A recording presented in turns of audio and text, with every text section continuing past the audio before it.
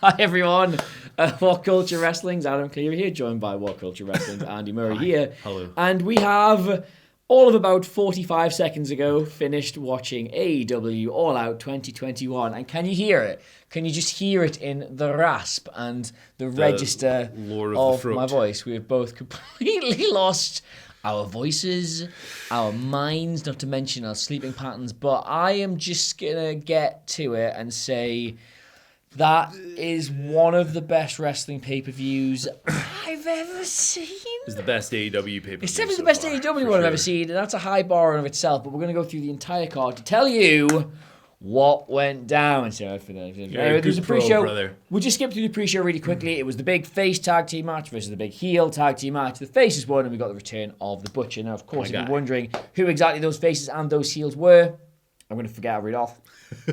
Best Friends, Jurassic Express, everybody's favourites, versus Matt Hardy and the rest of the menagerie. From the HFO. It was fine. It was functional. It did a job. It got the crowd warmed up nicely. But at the end, we got the Butcher back, which for you was obviously personally very, very, very, very nice. But then after that, we got into the card itself. We're talking a bit more detail for you now, and that was Miro versus Eddie Kingston. Nobody really would have picked that at the start. No. Certainly when the everything was doing the rounds on Twitter, like, what would you start the match with? And then we were all like naively, probably the tag team match.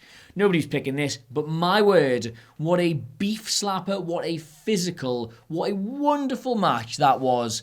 I don't want to say it over-delivered on expectations. Expectations probably weren't massively high for it, but it was class. They both absolutely battered each other. Eddie Kingston displayed a level of technical wrestling you don't normally associate with him. Miro just absolutely knocked the stuffing. I've got to get out of swearing mode from the stream. He knocked the stuffing sugar out of him, but in the end, retained his TNT championship and no major shocks. Yeah, no CJ Perry, no Lana turning up. We were all, some of us in the office, expecting All Out to be under siege, but it did not happen here. Not yet. This match was awesome. This match was tremendous. It was big, it was beefy, it was slapping sweat off muscles, and I loved it. You know what else I liked? What did you like? Satoshi Kojima versus Jon Moxley. This was next on the card. It was fought with a similar level of spirit, but it wasn't as grisly and violent in terms of head drops and snapping suplexes and everything else. It was more of a chop fest, a lariat fest, a fighting spirit type brawl, the likes of which Jon Moxley so dearly loves. And listen, if you're one of these little guys on Twitter who's like, who's Satoshi Koji? Apologize to that man, because he did his job. Jon Moxley, of course, won, picked up the victory, beat the Japanese legend. But what's this? The first surprise of the night, and it's not Bryan. No spoilers. It's not a guy. It's Minoru Suzuki. It's not a guy. It's a force, a god thing. Minoru Suzuki, of all people, came down, confronted Jon Moxley. They got into a fight. They got into a strike battle. God-style pile driver on Moxley. They're going to wrestle on Dynamite this week. I'm going to wrestle in 2 days. This was the first point on the show where my mind was just blown out of my ears. Yeah, I think we kind of realised what we're in for with the rest of the night, because just, casually, here's Suzuki. Here's Suzuki. We're quite surprised, but we're surprised at the time this match followed the first one, because obviously it was another big meat slapper, and that kind of felt like front-loading the card with a lot of brutal physicality. Yeah. The rest of the show must surely be going downhill from here, but no, it did not. Next up, we had the AEW Women's Championship match.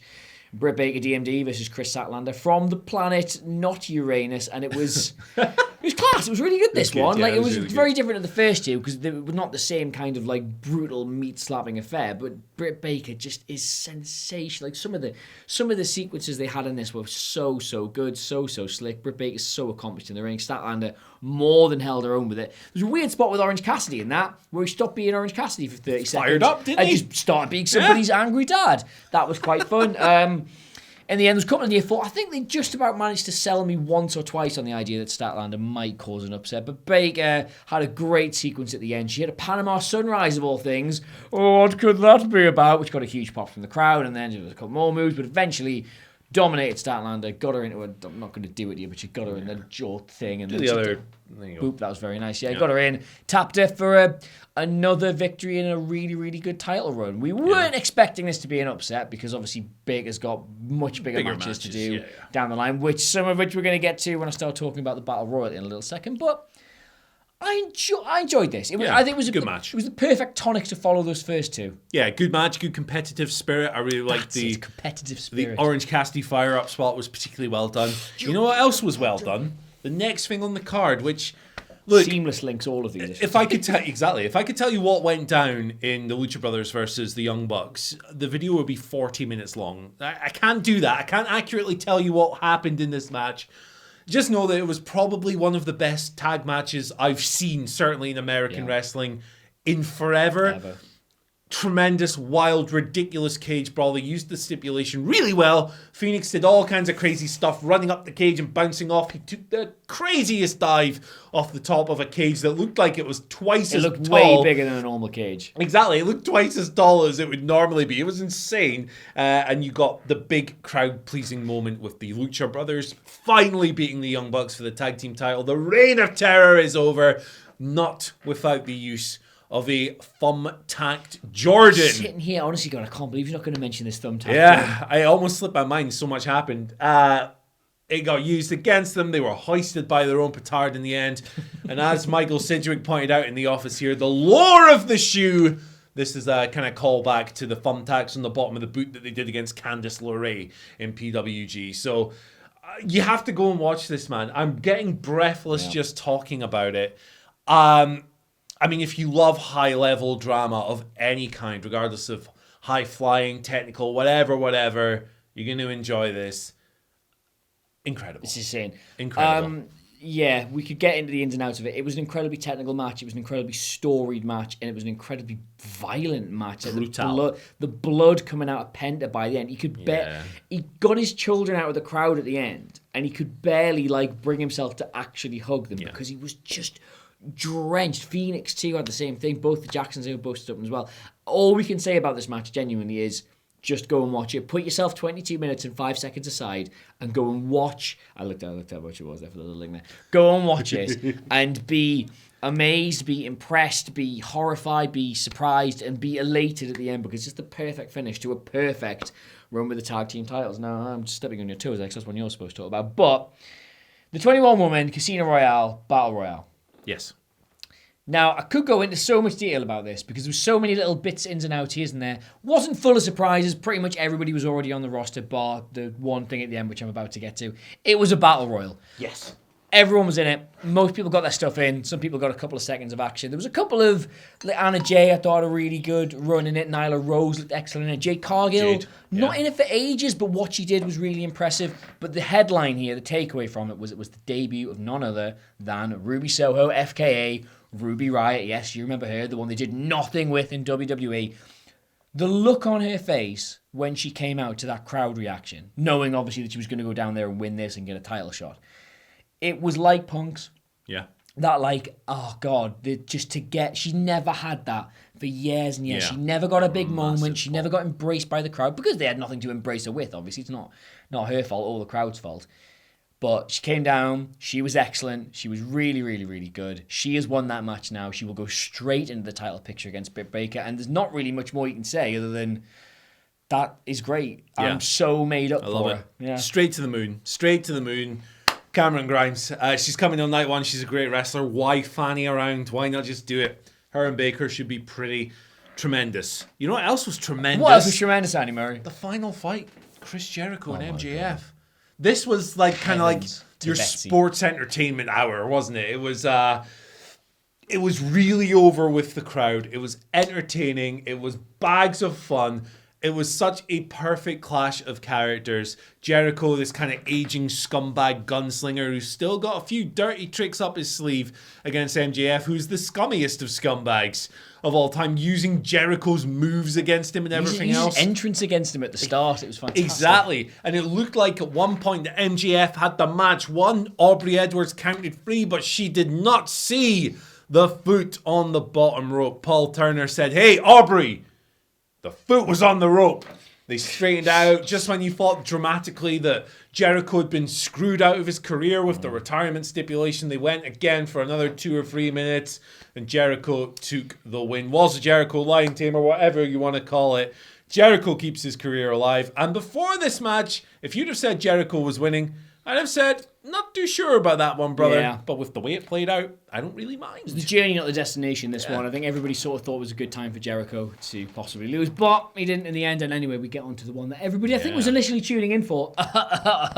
CM Punk Darby Allin. Now, full disclosure, we were not that hot on it. We thought it took a while to get going, but when it did, when it finally kicked into gear, it was Crescendo excellent. was tremendous. We have since discovered that both our learned colleagues through the Hoos, everybody in the comments of the live stream, and indeed everybody on Twitter, thought that was a sensational match. And we have to say, if they enjoyed the whole match as much as we enjoyed the finish, it was a fantastic little sit-up spot from a coffin drop that just, it made you realise in a heartbeat, oh, Punk, he has still got it. There's no need to be worried. It might take a while to get through the gears, but apparently that seems to be part of the story. The match itself was just distracting, Trunks aside, and they were distracting. Yeah, they were. They were distracting. The match itself, I thought, was excellent. Weirdly, CM Punk's first match back wouldn't even put it in the top 5 talking points of this show. No. There's not really much. It was wild. It was a bit slow going, but it clicked into gear absolutely excellently, and he'll do loads of good stuff in this promotion. That's pretty much it. Yeah. And that was followed by Paul White versus QT Marshall, who had that down as the second last match of the night. Look, it was 3 minutes long. It was exactly what we thought it was going to be. Paul White came down. He wiped out the factory. He beat QT Marshall up. QT got a comeback, and then QT died. He jumped off the top rope, got chokeslammed, lost. Job done. Fine, whatever, next. Kenny Omega, Christian Cage. So of everything it needed to be. It was about 20 minutes long. It didn't overrun. It didn't take itself around in circles. It built through the gears, as you pointed out, during a classic Christian Cage setup. Kenny Omega got some incredible spots. And he popped his nose with a V-trigger at one stage, which was incredible to watch. And it did what it needed to do. Christian looked like a genuine bona fide main eventer, someone who can hang at that level of a card and that level of promotion, and indeed probably should have been doing so for far longer points of his career, but ultimately came up short with not a screwy finish, but certainly one where he has got an argument that he could perhaps get another go. It's great. You should watch it, but that's not what anybody is going to be talking about because, and we'll have to split this up, there was not one... They did both of them. They did both of them, lads. They did both of them. They did both of them. Kenny Omega cuts a promo that the only people he needs to worry about are either retired or dead. And Adam Cole's music hits. Not Bryan's. Adam Cole. Bay. Makes his way down to the ring. Oh my God, all the history from his disappearance of being the Elite to all the history in New Japan, the whole Bullet Club thing. Andy Murray here, quick as a bee, goes, Adam Cole's wearing Jordans. Yeah. It was a swerve. It was a swerve. The baby faces, everyone who'd run down after the match, they were doomed. Adam Cole turned on them. Kenny Omega got on the mic and went, "Hi, he's our best friend, you idiots. What do you think he was going to do? Turn on us?" And Cole, he had the Jordans on just like the Young Bucks had been doing. Great swerve, great turn. Made you think that the other guy wasn't going to turn up. And then the other guy turned up. So just when it looked like the heels, the old Bullet Club were back together, whatever else, what hits but a trap remix of Flight of the Valkyries? And Daniel Bryan's here. Bryan Danielson, the American Dragon, comes out to close the show looking resplendent in his white t-shirt and green khakis. And he kicks everyone's ass. That's what happened. Bryan Danielson kicked everyone's ass. The baby faces got back into it. Bryan came down. He had a bit of a showdown with all the heels gathered in the ring.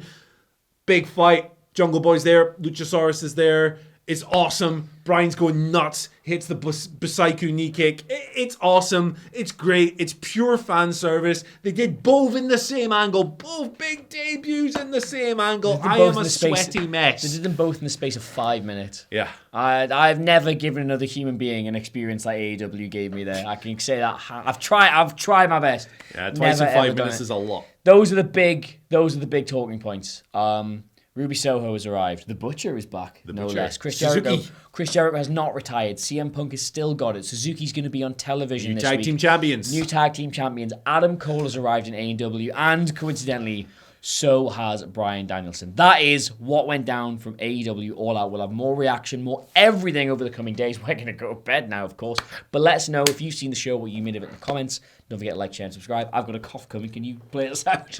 Yeah, you can follow us on Twitter at WhatCulture WWE. You can follow me on Twitter at Andy H. Murray. The H stands for horse. You can follow Adam Cleary on Twitter at Adam Cleary, CLERY. We're just going to go because he's like... Thanks. That was the best show ever. Show was really good. Bye. Bye.